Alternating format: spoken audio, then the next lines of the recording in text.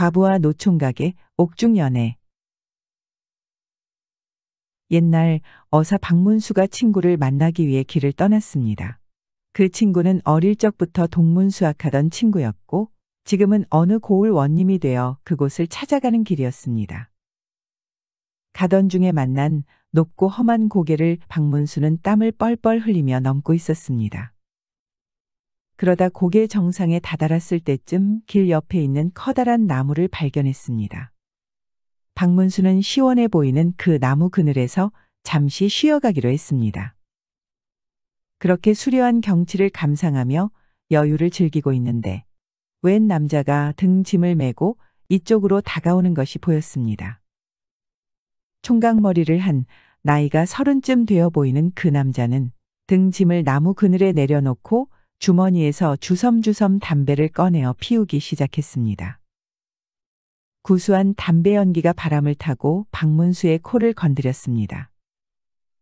박문수도 담배 한 대가 간절히 생각났으나 가진 것이 없으니 그냥 연기로 남아 만족할 참이었습니다. 그 순간 총각이 말을 걸어왔습니다. 선비님, 담배 드릴까요? 박문수는 반색을 하며 담배를 받았습니다. 담배를 피우며 박문수가 그 총각에게 물었습니다. 짊어지고 온 이 짐들은 다 무엇이요? 네. 풀무랑 연장이랑 소 떼우는데 필요한 것들이 들었지요. 제가 솥을 떼우는 일을 합니다. 그래, 먹고 살만은 하시오? 네. 항상 제 값을 받는다면야 먹고 살만은 하겠지요. 그게 무슨 소리요? 힘들게 사는 사람들이 많으니 그런 사람들한테는 조금만 받거나 그냥 떼어주기도 하고 그렇지요. 박문수는 문득 순박해 보이는 외모에 정 많고 예의 바른 이 노총각을 도와주고 싶다는 생각이 들었습니다. 담배도 맛있게 얻어먹었으니 보답이라도 하고 싶은데 내가 가진 재주는 변변치 않으나 그래도 혹시 고민 같은 거라도 있으면 말해보시오. 내가 남의 고민 이야기는 또 잘 들어주지.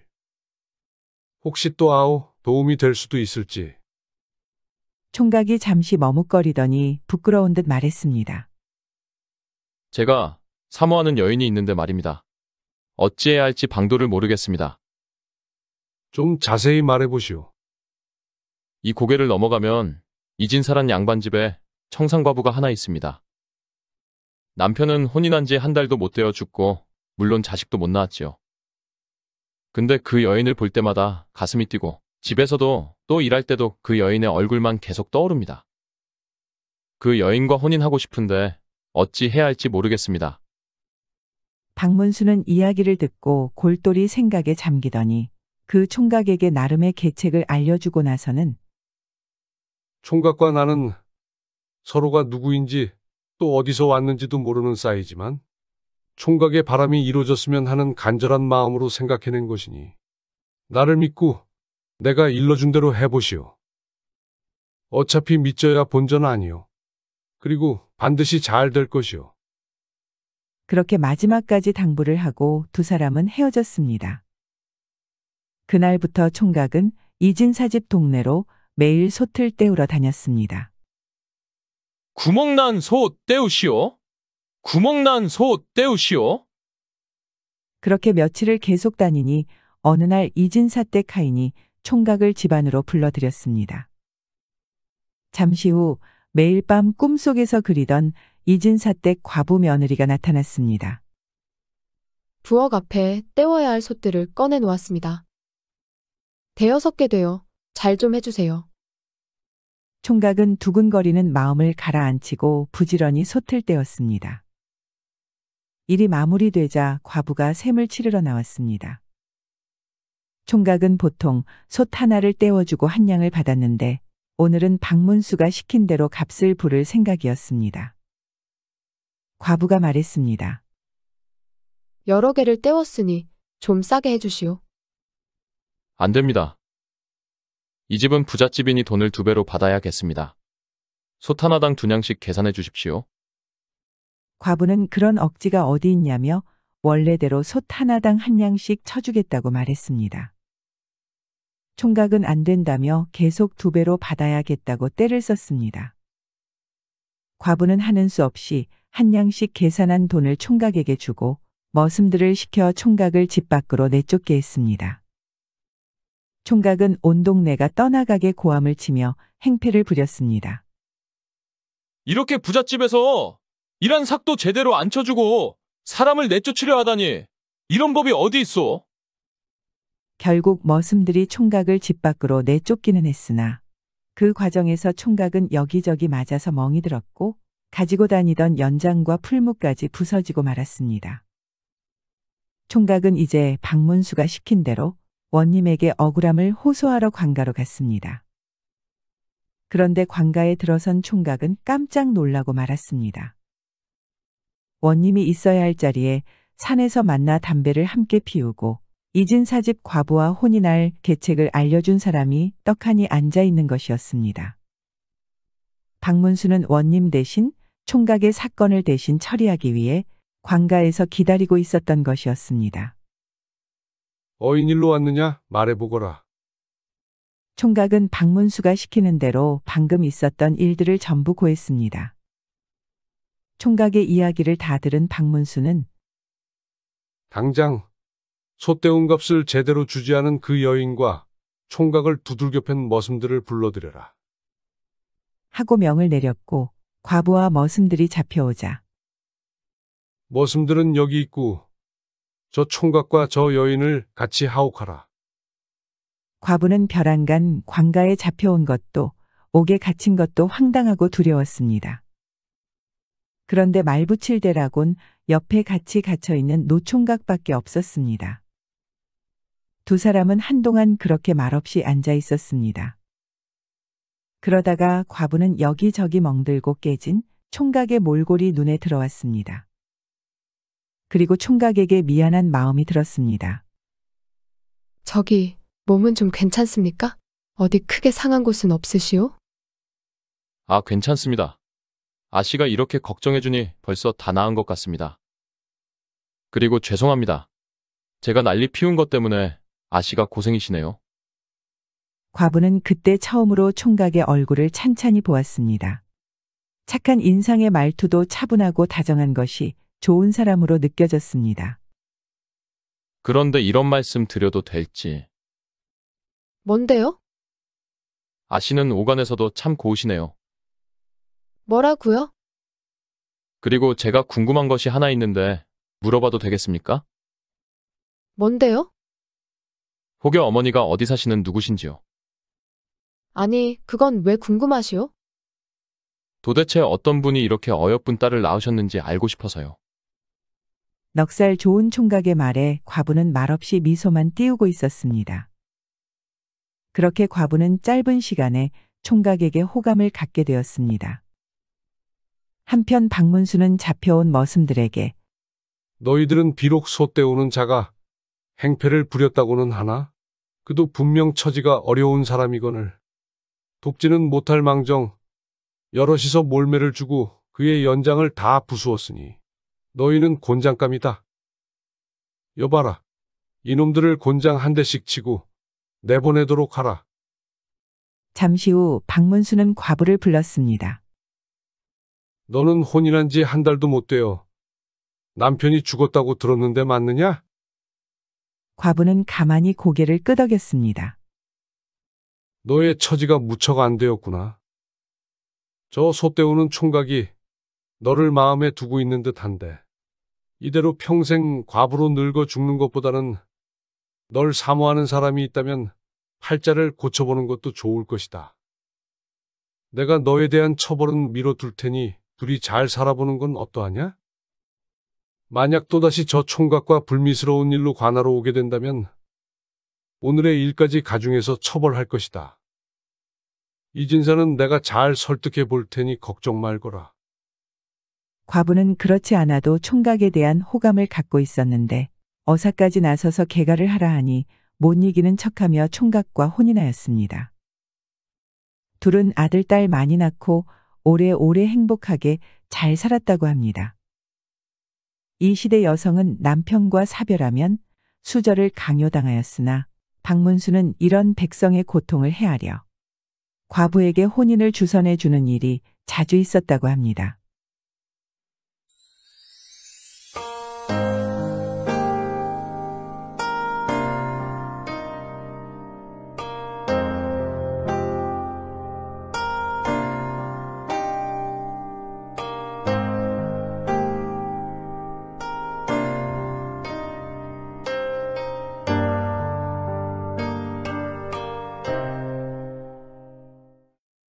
며느리, 시집 보내기.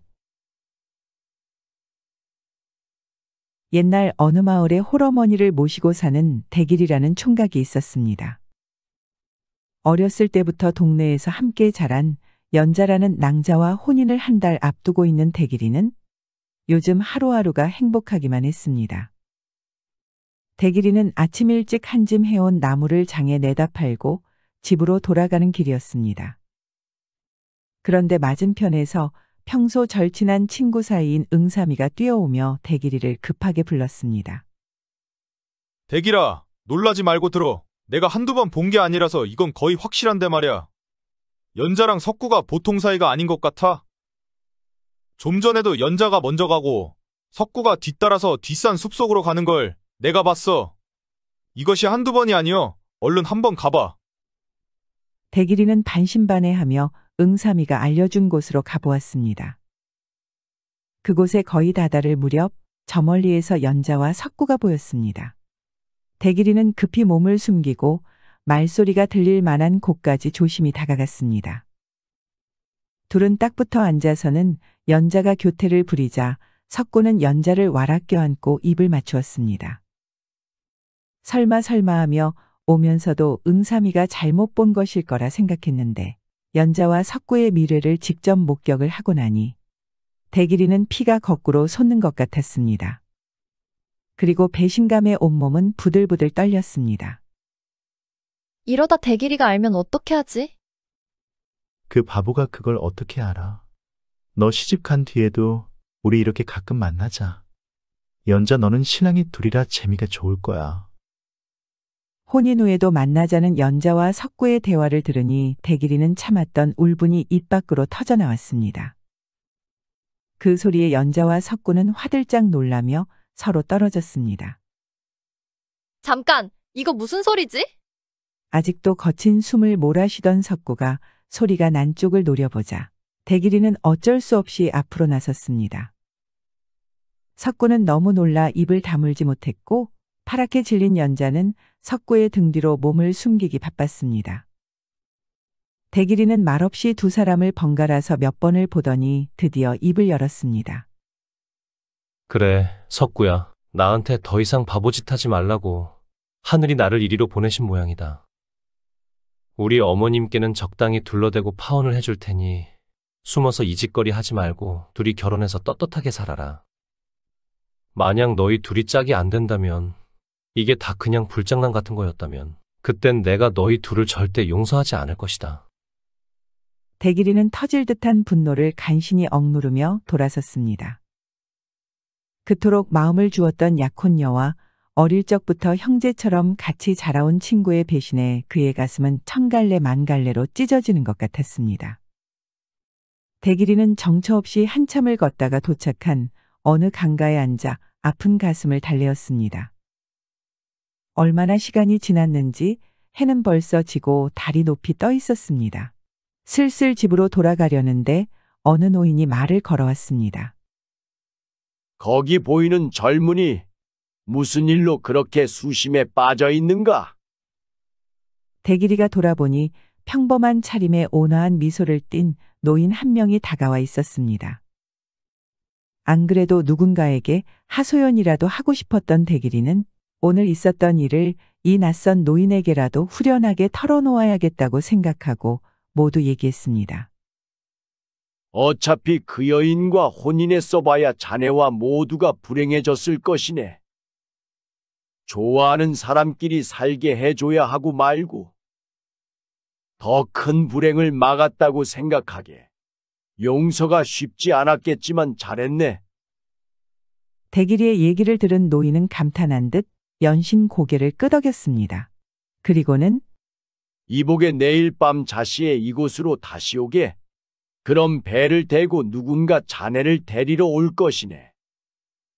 그리고 무슨 일을 시키든 거부하지 말고 응하게.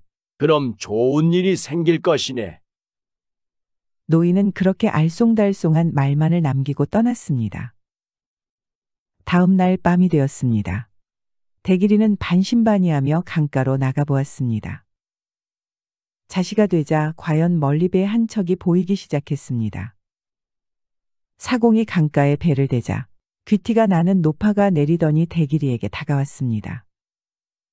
젊은 양반, 저 안에서 기다리고 있는 분이 계시니 어서 배에 오르시오. 대길이는 무슨 일을 시키든 거부하지 말라던 노인의 말대로 노파를 따라 배에 올랐습니다. 배 안에 밀실은 촛불로 환하게 밝혀져 있었고 진수성찬이 차려진 상 앞에 눈부시게 아름다운 여인이 앉아 있었습니다. 아시, 서방님 모셔왔습니다. 대길이를 데려다주고 노파는 나가버렸습니다. 그렇게 어리둥절하고 서 있는데 여인이 말을 걸었습니다. 서방님 이리로 앉으시지요. 대길이가 시키는 대로 자리에 앉자 여인은 그의 잔에 술을 따랐습니다. 쪽진 머리로 보아 유부녀가 분명한데 신방같이 꾸며놓은 방이며 신부처럼 행동하는 여인의 대길이는 어안이 벙벙할 뿐이었습니다. 서방님 오늘은 아무것도 묻지 마시고 저와 더불어 하룻밤을 즐기신 뒤에 내일은 모든 걸 깨끗하게 잊어주십시오. 그렇게만 하시면 됩니다. 부탁드립니다. 우선 술부터 받으시지요. 대길이는 영문도 모른 채 그저 여인이 따라주는 대로 술을 받아 마셨습니다. 한 잔, 두 잔, 대여섯 잔을 연거푸 마시고 나니 취기가 올랐습니다. 그리고 그 여인이 볼수록 더 예뻐 보였습니다. 술 기운에 대담해진 대길이는 에라 될 대로 되라는 심정으로 여인의 손을 덥석 잡았습니다. 대길이가 짐짓 호기를 부리며 파르르 떨리는 여인의 손을 거칠게 잡아 끌자 여인은 속삭이듯 말했습니다. 처음입니다, 저는. 뜻밖의 말을 듣고 놀라 주춤하는 대길이에게 그녀는 아무것도 묻지 말라는 듯 그의 품속에 안겼습니다. 그날 대길이는 난생 처음 느껴보는 황홀경에 취해 꿈같은 하룻밤을 보냈습니다. 서방님, 돌아갈 시간입니다. 대길이가 눈을 떠보니 날이 환하게 밝아오고 있었습니다. 혹여 언제 다시 만날 수 있겠소. 아쉬움에 젖은 채 바라보는 대길이의 시선을 외면하며 여인은 고개를 저었습니다. 부디 이번의 일은 잊어주시고 좋은 낭자를 아내로 맞이해 백년해로 하시어요. 여인도 이별이 서러운 듯 돌아앉은 그녀의 어깨가 흔들리고 있었습니다. 서두르세요. 곧 해가 뜹니다. 문 밖에서 다급하게 외치는 노파의 목소리를 듣고 대길이는 하는 수 없이 그곳에서 나올 수밖에 없었습니다. 그런 일이 있고 며칠이 지났습니다. 그날 이후 대길이는 아무 일도 손에 잡히지 않았습니다. 그 여인과의 재회를 꿈꾸며 밤마다 그녀와 만났던 강변을 미친 듯 헤매고 다녔지만 모두 허사였습니다. 두 번 다시 그 배도 그녀도 만날 수 없었습니다. 마치 도깨비에 홀린 것만 같았습니다. 그런 어느 날이었습니다. 대길이의 집 앞에 느닷없이 가마 한 채가 들어섰습니다. 마당에 가마를 내려놓더니 같이 온 노인이 말했습니다. 이 집 총각이 욕보인 청산과부를 데려왔으니 책임지십시오. 자세히 보니 대길이가 강변에서 만났던 바로 그 노인이었습니다. 옆에서 듣고 있던 대길이 어머니가 대길이의 등짝을 때리며 말했습니다. 아이고, 이놈아! 파혼을 한 것도 모자라! 남의 집 수절 과부를 건드려? 가슴이 철렁 내려앉은 듯 한탄을 하는 노모를 진정시키며 대길이는 노인을 방으로 모셨습니다. 자기가 사는 곳과 이름을 소개한 노인은 차분한 음성으로 찾아온 사연을 이야기하기 시작했습니다. 날 기억하시는가? 나에게 무슨 이야기를 들려줬었는지도 기억하겠지? 사실 나도 내 자식 혼인에 관한 가슴 아픈 이야기가 있네. 나한테 아들이 둘이 있었네. 그런데 마지가 장가를 든 날 신방에 들다가 그만 급사를 했네. 의원 말로는 심장마비라고 했지. 나는 그렇게 자식 잃은 슬픔에 한동안 힘들었고 또 죽은 아들도 불쌍했지. 그런데 또 안쓰러운 사람이 있었네. 그건 신랑과 하룻밤도 같이 지내지 못한 채 청산과부가 된 새 며느리였다네. 재혼을 하라고 권해보았지만 굳이 마다하고 죽어도 우리 집 귀신이 되겠다며 수절을 한 지 3년이 되었다네. 노인은 대길이의 어머니를 보며 말했습니다. 일전에 강변에서 댁의 아드님을 만나보니 속도 깊고 마음이 착해 이 정도면 안심하고 내 며느리를 맡겨도 되겠다 싶더군요. 그래서 제가 꾀를 냈습니다. 하루는 며느리를 불러놓고 말했습니다. 최근 집안에 큰 손재가 생겨 내가 점을 한번 쳐보았다. 그런데 청산과부에게 살이 끼어 그렇다는 점괘를 받았다. 죄송스러워 어쩔 줄 몰라 하는 며느리한테 제가 몰아붙였습니다. 청산과부가 외간 남자와 하룻밤을 동침해야 한다고 하는데 이를 어쩔 테냐 해서 가까스로 며느리한테 허락을 받아내서 그날 밤 배 안에서 아드님과 만나게 한 것이었습니다. 그래놓고는 다음날 며느리를 불러놓고 너는 외간 남자와 정을 통했으니 더 이상 우리 집 며느리가 아니다. 그러니 고집스럽게 우리 집에서 살 생각 말고 그 남자한테 가서 살아라. 며느리인들 무슨 할 말이 있겠습니까? 아무리 시애비가 시킨 일이라 해도 정을 통한 것은 사실이니. 박노인은 유쾌하게 웃었습니다. 일이 이렇게 된 것입니다. 다행히 제가 본대로 며느리도 아드님을 좋게 보았더군요. 그러니 천생연분인 줄 알고 혼례를 올리게 해 주십시오. 그리고 제가 며느리에게 논 면마지기를 주었으니 그거면 살림살이에 지장이 없을 것입니다. 세상에 이렇게 고마울 때가. 대길이 어머니와 대길이는 기쁨을 감추지 못했습니다. 청산과부로 평생을 살아야 했던 며느리는 시아버지의 속 깊은 배려로 착하고 성실한 총각과 혼인을 할 수 있었습니다. 그리고 약혼녀와 친구로부터 배신당해 파혼했던 대길이도 상처를 모두 잊을 수 있었습니다. 그렇게 슬픈 사연이 있는 두 사람이 만나 혼인해 한평생 서로를 끔찍히 아끼며 행복하게 잘 살았다고 합니다.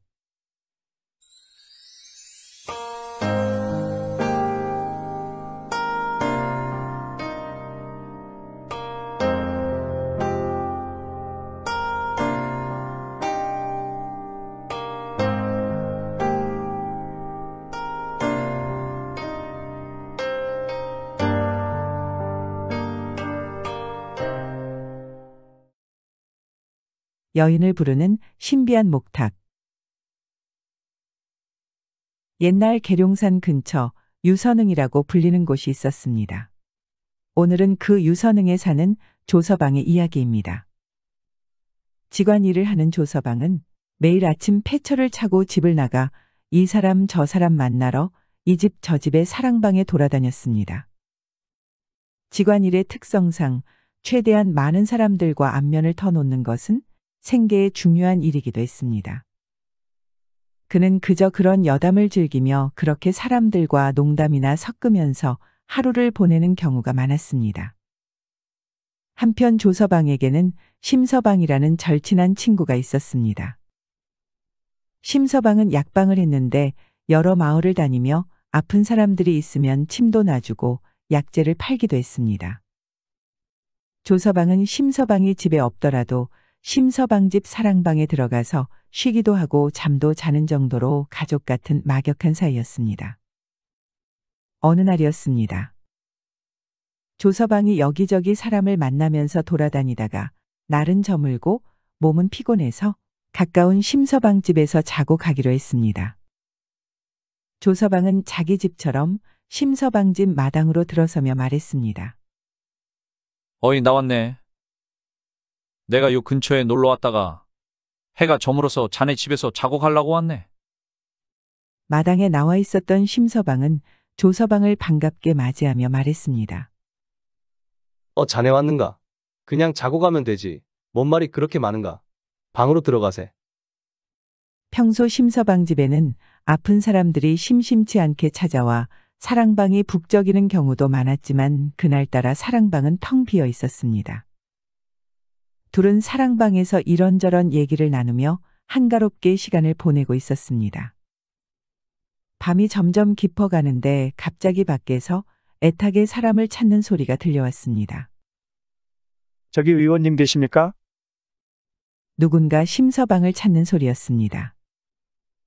심서방이 문을 열고 나가보니 옆마을에 사는 생선장수였습니다. 아니, 야심한 밤에 무슨 일이시오?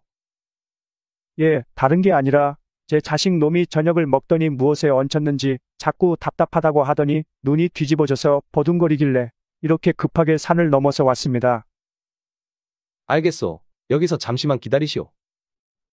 심서방은 급히 사랑방으로 다시 들어와서 벗어났던 신과 버선을 다시 신고 몇 가지 도구를 챙겨 급하게 나서면서 조서방에게 이르기를. 이보게, 아무래도 산 너머에 좀 다녀와야겠네. 그래요. 갔다 와야지. 그럼 어서 갔다 오게. 갔다 오자면 시간이 걸릴 테니까 나 오기 전에 그 뜨뜻한데 이불 피고 먼저 자게.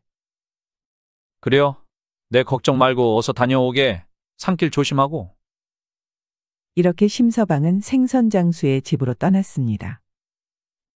둘이서 이런 얘기 저런 얘기를 주고받다가 갑자기 한 명이 나가버리니 아직 잘 시간은 안 되었고 조서방은 마땅히 할 것도 없었습니다. 에이, 일찌감치 누워있으면 잠이 올 테지.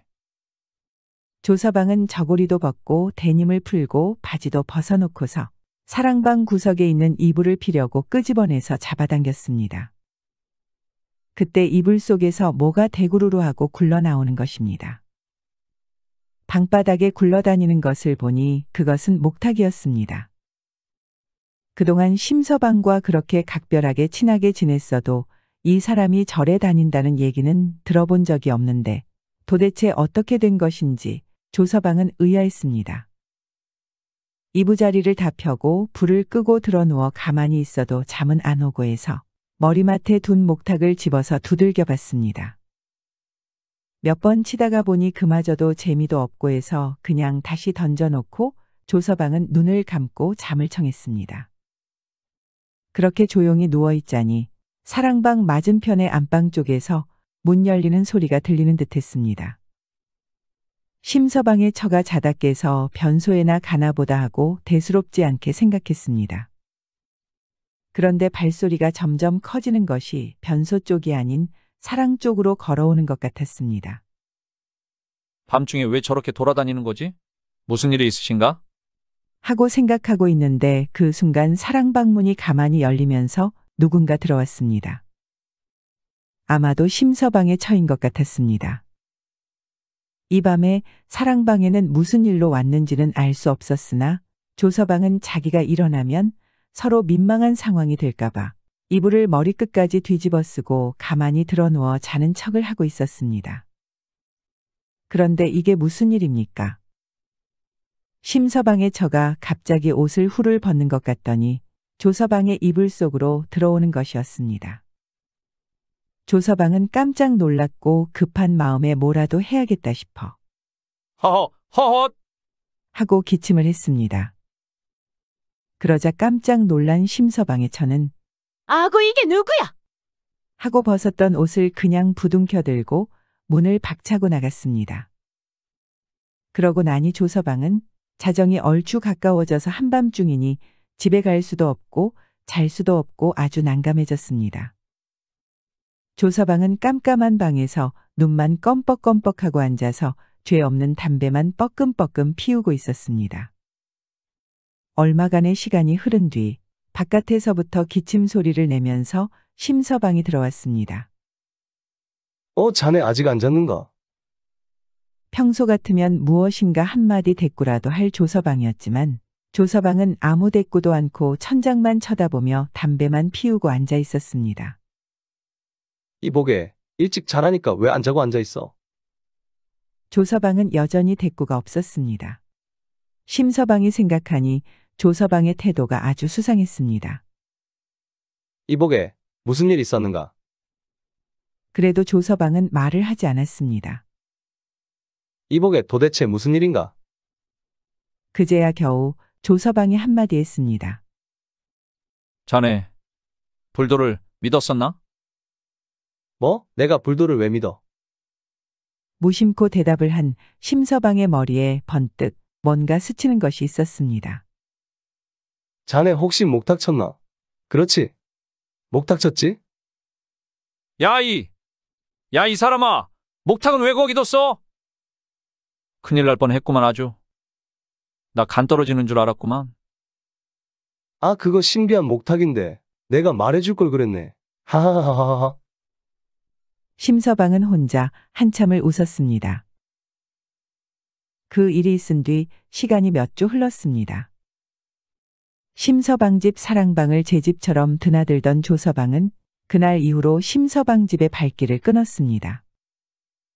하루는 길에서 심서방과 조서방이 만났습니다. 심서방이 먼저 말했습니다. 이보게, 그렇다고 그동안 한 번을 안 오나? 내가 어찌 가겠는가? 자네하고 나하고는 상관없지만 자칫 자네 부인이라도 마주칠까 무서워서 못 가겠네. 이제는 자네가 우리 집 사랑방으로 오게. 그래도 둘의 우정은 변함없이 평생 동안 좋은 친구로 지냈다고 합니다.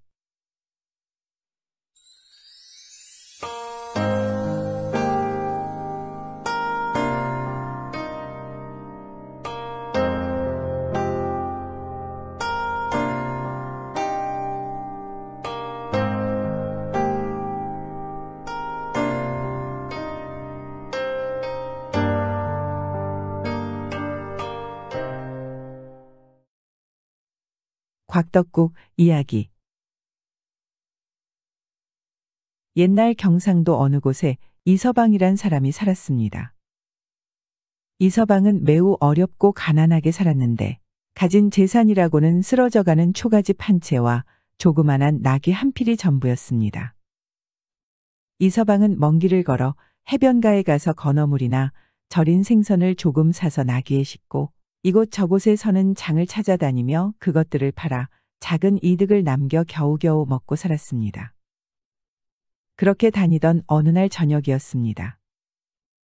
이서방은 날이 저물었지만 어쩔 수 없이 어느 높은 고개를 넘어가고 있었습니다. 그런데 고개마루에 다다를 무렵 체구가 장대한 사내 한 명이 보였고 그는 길 한복판에 서서 길을 막고 있는 것이었습니다.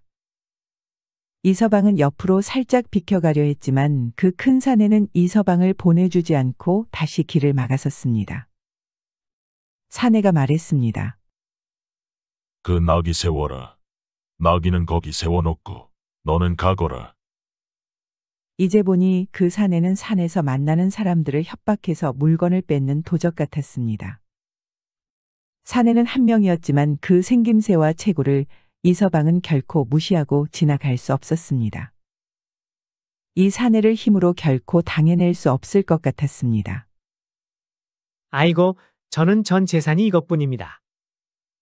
이 나귀가 없으면 제 아내와 제 아들, 딸, 우리 네 식구는 굶어 죽습니다. 사람 좀 살려주십시오. 돈 있는 사람들 돈 뺏어가고 돈 없는 저 같은 사람은 좀 보내주십시오. 야 이놈아, 내가 처음 보는 사람을 어떻게 한 번에 딱 보고 돈 많고 없고를 아냐. 잔말 말고 나귀를 놓고 가거라.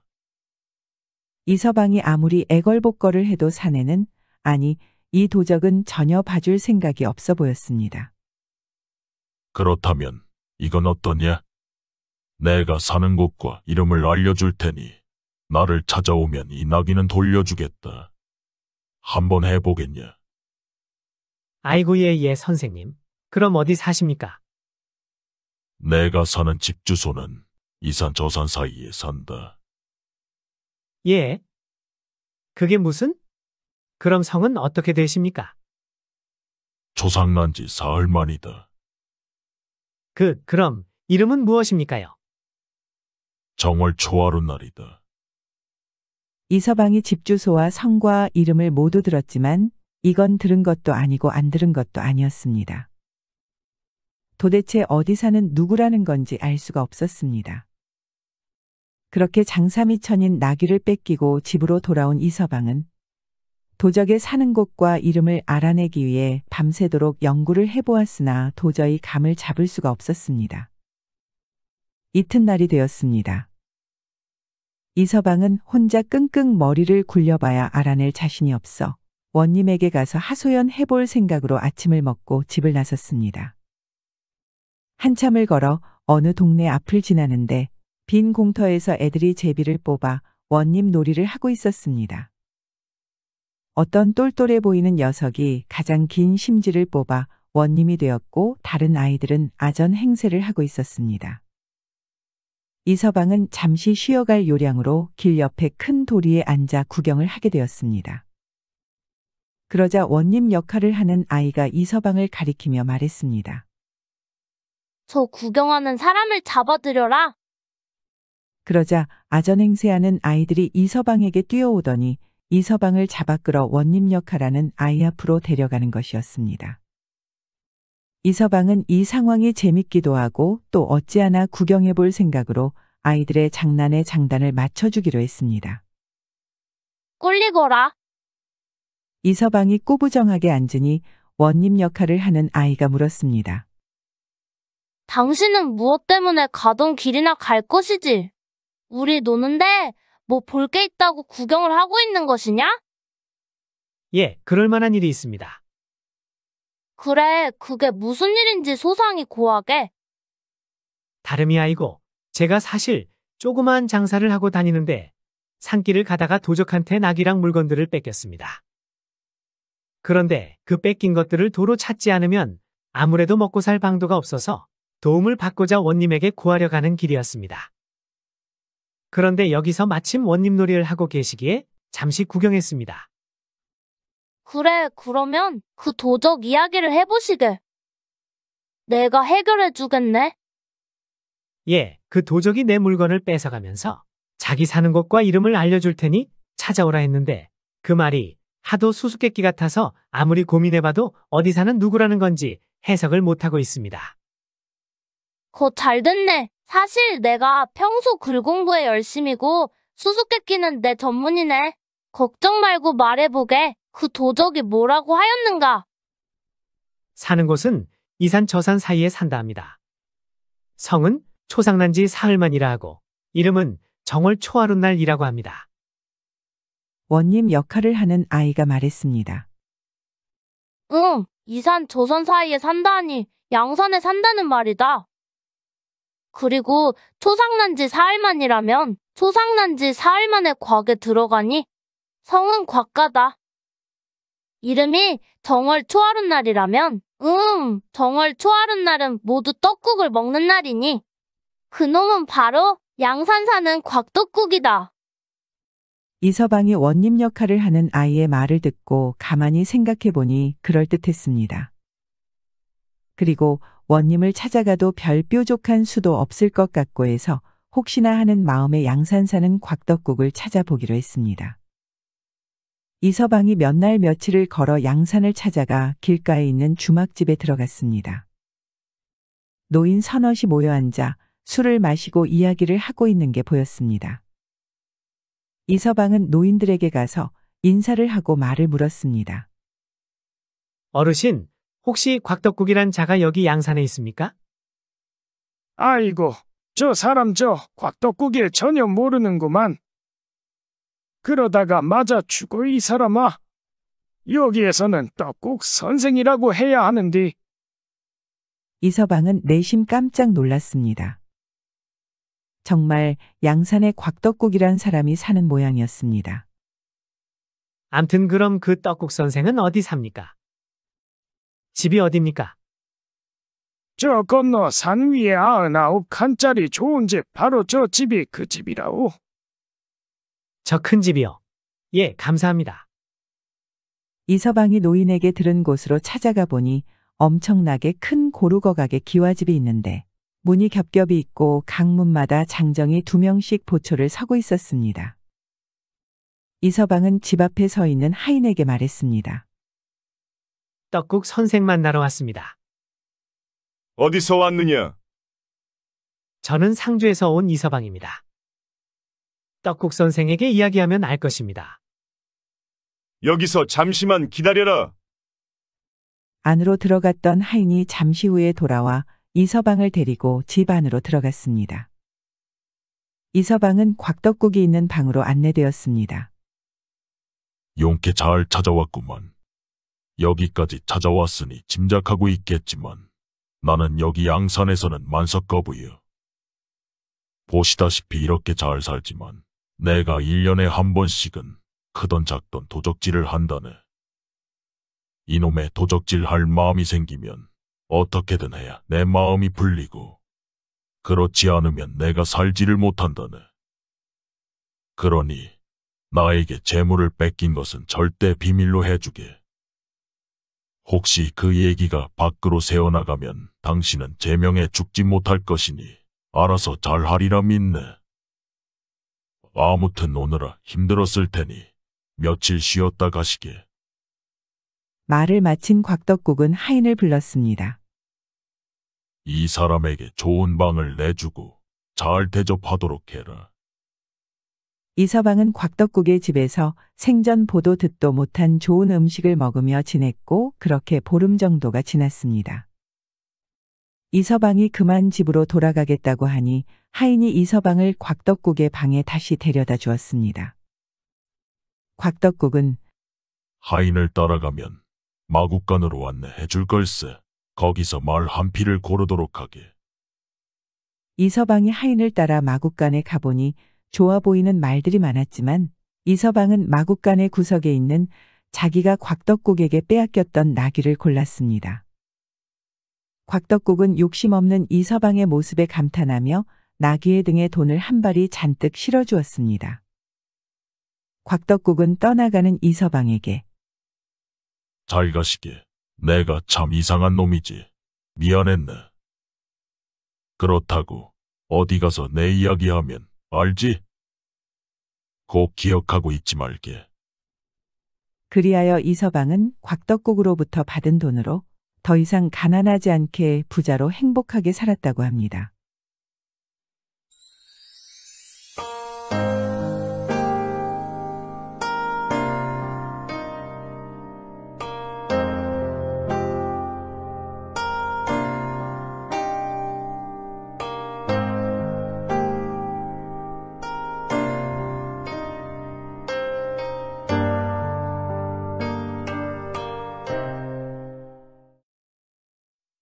첫날 밤에 신랑이 도망친 사연.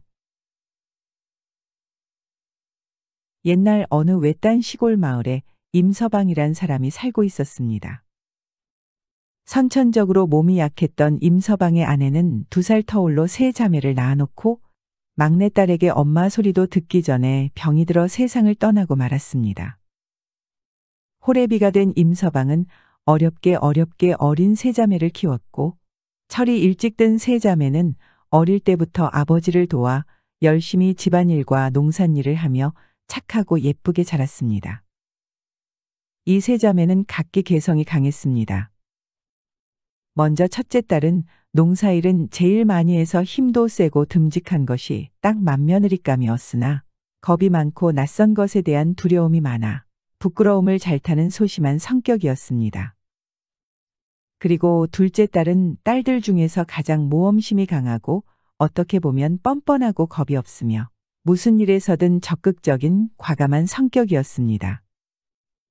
그리고 마지막 셋째 딸은 해맑고 솔직한 성격으로 호기심이 많아 평소 작은 일에도 언니들에게 항상 이것저것 물어보는 것을 좋아했습니다. 그래서 언니들이 귀찮아할 정도였습니다. 이렇게 하나같이 달라도 너무 달랐습니다. 그런데 이 자매들의 문제라고 하면 아주 한적한 시골인데다 항상 농사일로 바쁘고 또 살면서도 주변과 큰 왕래가 없어 세상 물정을 너무 모른다는 것이었습니다. 모르는 것이 있으면 책을 보거나 누군가에게 배우거나 그것도 아니면 어깨너머로 듣거나 하는 것도 없이 농사일과 집안일 그리고 자기들끼리 방 안에서 바느질하며 이야기하는 것이 일상의 전부였습니다. 어느덧 세월은 흘러 3자매는 다 큰 처녀들이 되었고 시집갈 나이가 되었습니다. 임서방은 딸들을 차례대로 시집을 보내기로 했습니다. 그러나 걱정이 되는 것이 딸들이 혼인과 남녀 간의 합방에 대해 거의 아는 게 없을 것 같았지만 그걸 또 얼마나 아는지 물어보기도 그렇고 딸들이 모른다고 하면 설명해 주기도 낯뜨거운 일이었습니다. 주변에 이런 것을 설명해 줄 아무 부인이라도 있으면 좋으련만 임서방은 그저 남녀 간의 섭리대로 본능대로 되겠거니 바랄 수밖에 없었습니다. 드디어 첫째 딸의 혼인날이 되었습니다. 조촐하게 혼례를 올렸습니다. 살면서 한 번도 누가 혼례를 치르는 것도 본 적이 없었고 중매로 서로 얼굴도 안 보고 한 혼인이라 첫째 딸은 더더욱 낯설고 두려웠습니다. 그래서 혼인 첫날 밤 불안한 심정으로 방 안 구석에서 쪼그리고 앉아 있었습니다. 가슴은 쿵쾅쿵쾅 요동을 치고 있었습니다. 한참을 기다린 끝에 어느 순간 방문이 덜컥 열리더니 누군가 방 안으로 들어서는데 술 냄새가 확 풍겨왔습니다. 곁눈으로 보니 관복을 입은 것이 신랑인 것 같았습니다. 신랑은 아무 말도 없이 촛불을 훅 불어서 끄더니 다짜고짜 신부에게 달려들어 옷을 벗기려 했습니다. 깜짝 놀란 신부는 몸을 잔뜩 웅크렸습니다. 그리고 양손으로 옷고름을 꽉 쥐고 놔주지 않았습니다. 그렇지 않아도 새 신랑은 취기가 잔뜩 오른 터라 힘자랑이라도 하듯 더욱 세게 옷을 벗기려 했습니다. 신부는 여자의 몸이지만 평소 개울가에서 물도 길러 나르고 농사일도 많이 해서 힘은 웬만한 남자 못지 않았습니다. 그래서 신랑이 더욱 거세게 벗기려 하면 할수록 신부는 있는 힘을 다해 옷을 틀어쥐고 놓지 않았습니다. 그렇게 두 사람은 밤새 온갖 실랑이를 벌인 끝에 어느덧 첫딱 울음소리가 들려왔습니다. 신랑은 지칠 대로 지친 끝에 이런 생각이 들었습니다. 이 여자가 아무래도 날 싫어하는가 보다. 그렇지 않고서야 이렇게까지 할 순 없지. 아니 그게 아니라면 나를 놀리는 것이니 더 고약한 게지. 신랑은 자존심이 상해 날이 밝기 무섭게 자기 집으로 가버렸습니다. 그렇게 첫째 딸의 혼인이 파투나고 둘째 딸과 셋째 딸은 언니에게 첫날 밤 이야기를 물었습니다. 첫째 딸은 동생들에게 그날 일을 이야기했습니다. 그 사람이 옷을 막 벗기려고 하길래 난 너무 부끄럽고 또 무섭기도 해서 옷을 꼭 틀어지고 안 놔주니까 결국엔 문을 박차고 나가버리는 거야. 너희들은 그렇게 하지 말거라. 다음에는 둘째 딸이 시집을 가게 되었습니다. 혼인 잔치가 다 끝나고 신방에 먼저 들어간 둘째 딸은 방 한가운데에 다소곳이 앉아 신랑을 기다렸습니다. 기다리는 동안 난 언니처럼 실패하지 말아야 할 텐데 라고 생각하면서 이리저리 궁리하다가 신랑이 들어오기 전에 미리 옷을 다 벗어버리고 알몸으로 기다리면 좋아하지 않을까 하고 생각했습니다. 잠시 후 초의 불빛이 어슴푸레한 방 안에 들어온 신랑은 신부 곁에 가까이 다가갔습니다. 그런데 신부의 홀딱 벗은 몸을 보고는 기겁을 하면서 아니 뭐 이런 여자가 다 있어. 하고는 문 밖으로 뛰쳐나가 신발도 거꾸로 신은 채 그 길로 집으로 가버렸습니다. 둘째 딸도 이렇게 신랑이 첫날 밤에 도망가 버렸고 곧 혼인을 앞둔 막내 동생에게 자기의 첫날 밤 있었던 이야기를 해주었습니다. 난 언니가 한 거랑 반대로 한 건데 도대체 뭐가 잘못된 건지는 모르겠지만 암튼 그건 답이 아닌 것 같아. 그러니 너는 그러지 마라. 라고 하며 신신당부했습니다.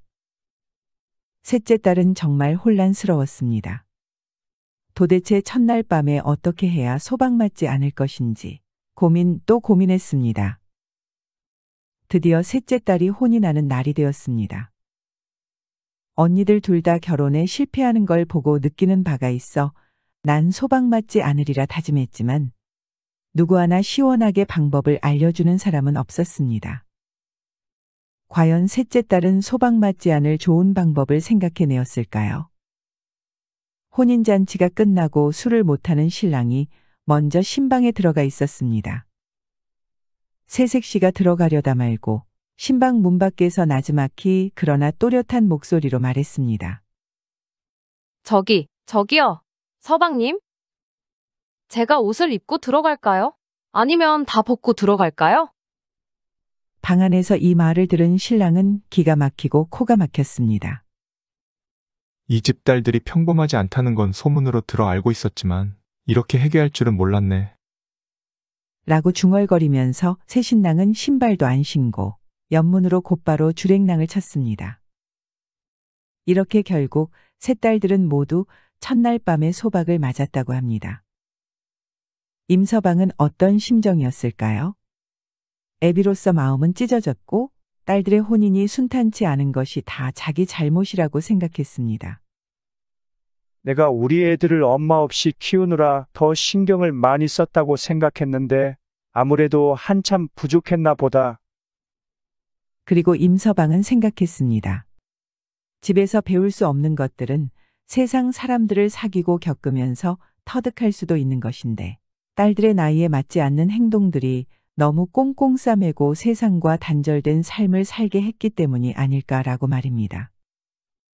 그 후로 임서방은 딸들을 집에서 농사만 짓게 하지 않고 곡식을 장에 나가서 다른 것으로 바꿔오거나 배를 짜게 해서 시장에 내다 팔게 하는 등 다른 사람들과 더불어 섞여 사는 것에 더욱 신경 쓰게 했습니다.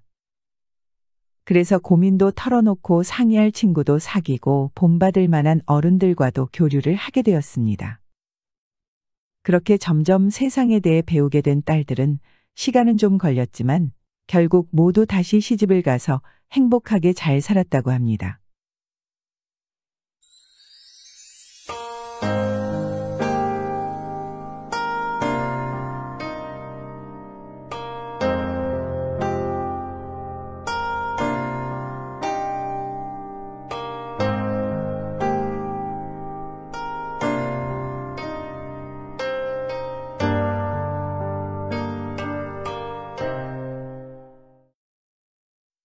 장모님은 내 며느리. 옛날에 정승을 지낸 후 낙향하여 조용한 노후를 보내는 이정승이란 사람이 있었습니다. 이정승은 젊어서부터 큰 어려움 없이 승승장구하여 정승까지 지냈고 드높은 명예와 많은 재산을 얻었습니다. 그리고 총명한 외동아들은 지난해에 현숙하고 아름다운 처를 얻어 혼인을 하였으니 이정승은 그저 손주나 얼른 봤으면 하는 바람뿐이었습니다. 그런데 이렇게 평탄하고 남들이 모두 부러워할 만한 인생을 살아온 이정승에게 갑자기 크나큰 불행이 찾아왔습니다. 마을에 전염병이 돌았고 이정승의 부인과 외아들은 병에 걸려 시름시름 앓다가 죽고 말았습니다. 이정승은 졸지에 부인과 아들을 잃었고 이정승의 며느리는 청산과부가 되었습니다. 근심, 걱정 하나 없던 이정승의 인생은 벼랑간 그렇게 한순간에 바뀌었습니다.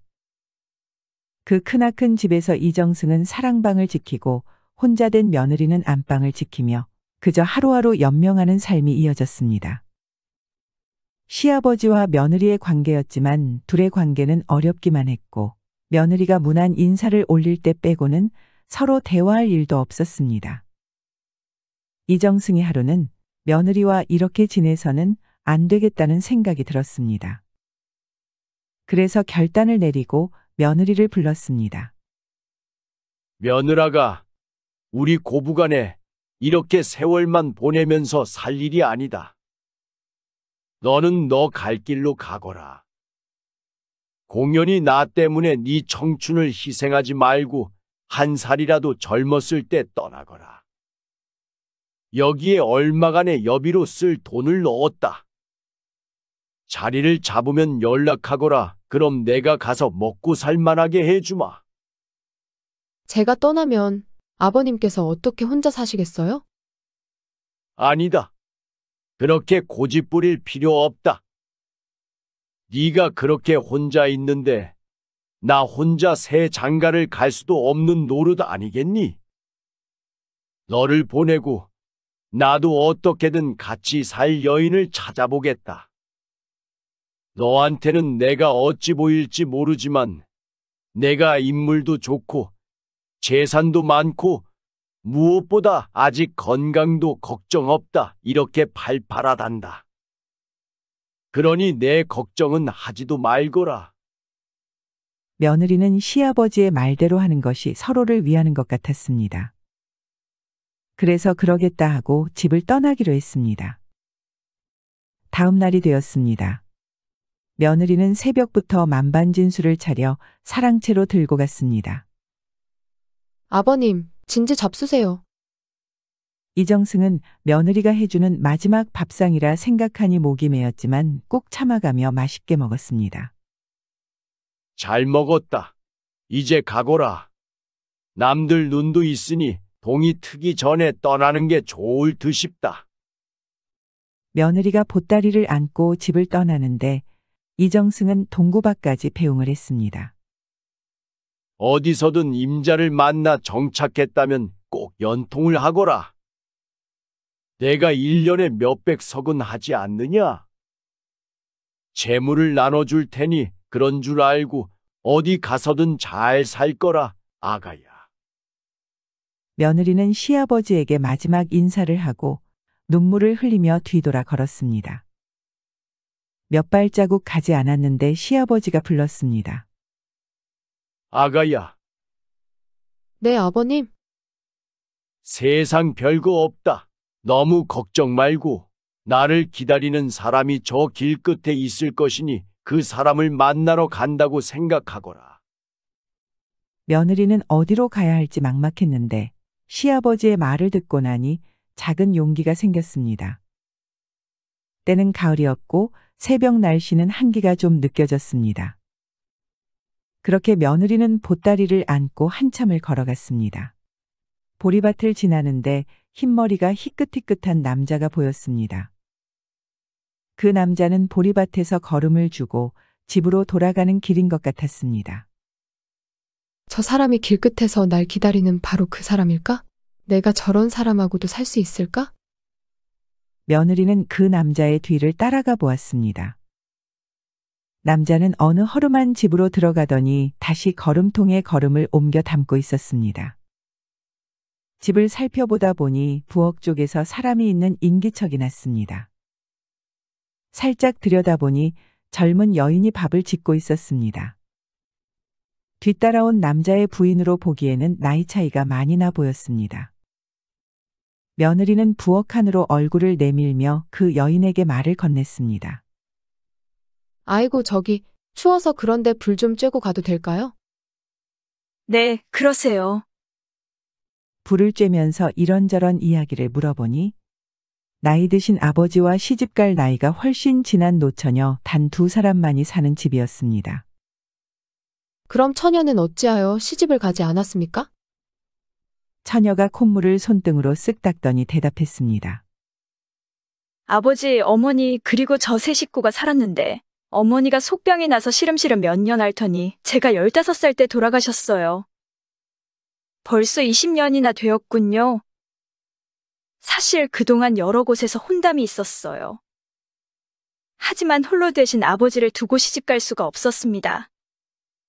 새어머니를 모시려고 백방으로 애를 썼습니다만 마땅한 사람이 없더라고요. 그러다 보니 이렇게 세월이 흘렀네요. 그 여자 말에 며느리는 번뜩 떠오르는 생각이 있었습니다. 이보시오. 왜 그러시오? 처녀가 우리 시어머니 노릇 3달만 해주면 내가 당신 어머니 노릇 해주겠소. 어떠시오? 그렇게 물으니 이 처녀가 듣고 가만히 생각해보니 이건 혼자 결정할 일이 아니었습니다. 그때 마침 아버지가 또 보리밭에 걸음을 주고 돌아왔습니다. 아버지는 밥을 먹기 위해 손발을 씻고 방에 들어가자 처녀가 방으로 따라 들어갔습니다. 부엌에 온 부인네가 내가 시어머니 노릇 3달만 하면 자기가 내 어머니 노릇을 하겠다는데 아버지는 어떻게 생각해요? 잠시 생각하던 남자가 말했습니다. 일단 자세한 얘기를 들어봐야겠다. 너는 어서 밥상 들고 들어오거라. 그 부인한테 얘기를 같이 들어보자. 처음 본 사이였지만 앞으로 가족이 될 수도 있는 사이였기에 며느리는 처녀를 따라 방으로 들어가 처녀의 아버지와 겸상을 하며 밥을 먹었습니다. 그러면서 시아버지의 상황과 자신의 이야기를 들려주었습니다. 처녀의 아버지가 이야기를 들어보니 살림도 가난한데 이미 관연한 자기의 딸의 혼사를 거의 포기하고 있던 차에 그런 얘기를 들으니 희망이 생기는 것 같았습니다. 비록 나이는 많으나 정승을 지냈고 많은 재산이 있는 사람의 처가 될 수 있다면 딸에게도 그것이 나쁠 것 같지 않았습니다. 이들의 혼인 계획은 어찌 이게 가능한가 싶은 일이지만 생각만 바꿔먹으면 그리 어려운 일도 아니었습니다. 그리하여 이 세 사람은 며느리의 제안대로 교차해서 혼인을 올리기로 합의했습니다. 그날 저녁 해가 진 후 며느리는 사람들의 눈을 피해 이정승의 집으로 돌아갔습니다. 이정승은 안방에 있는 듯했습니다. 아버님. 네가 어쩐 일이냐? 며느리는 방 안으로 들어가 시아버지에게 오늘 있었던 일에 대해 이야기했습니다. 그런 자리가 있어서 제가 이리 왔습니다. 아버님 생각은 어떠신지요? 내가 나를 생각해주는 마음이 정말 고맙다만 혼인이란 것이 어찌 그리 쉽단 말이냐? 내가 혹시 그분들을 만나볼 수 있겠니? 그렇게 네 사람은 한자리에 모였습니다. 함께 식사를 하며 이런저런 얘기도 나눴습니다. 막상 이정승이 두 부녀를 만나보니 욕심 없이 성실히 살아가는 너무 좋은 사람들이었습니다.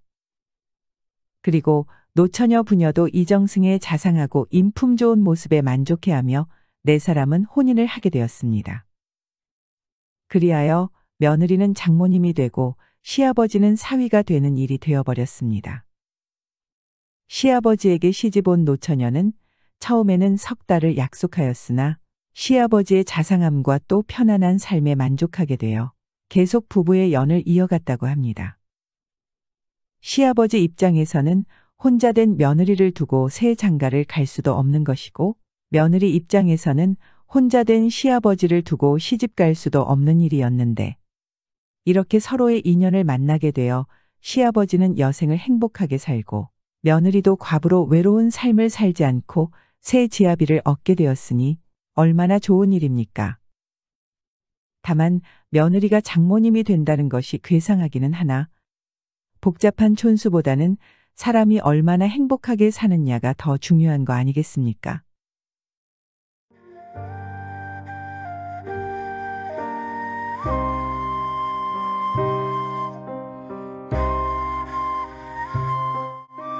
지금까지 사랑방 이야기였습니다. 항상 건강하시고 행복하시고 만사형통하시고 사랑 가득하시고 매일이 즐거우시고 복 많이 받으시고 평안하시고 꽃길만 걸으시고 좋은 일들만 가득하시기 바랍니다. 마지막으로 구독, 좋아요도 눌러주세요. 더 재미있는 이야기로 찾아뵙겠습니다.